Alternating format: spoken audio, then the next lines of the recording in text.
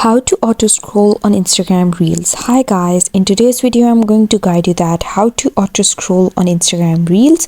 So the process is very easy. You just have to follow me step by step, and let's dive into the video without wasting any time. So first you have to come to your settings over here, and once you're on your settings you have to scroll down to this accessibility option. Just click the accessibility option, and here you can see that it brings me to this menu.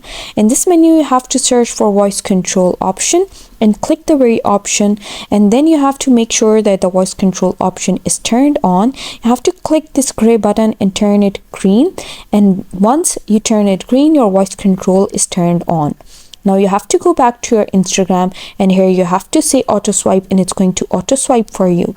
So let's try auto swipe, and it's going to just auto swipe the reel for you. So that's a process that you can follow to auto scroll on Instagram Reels.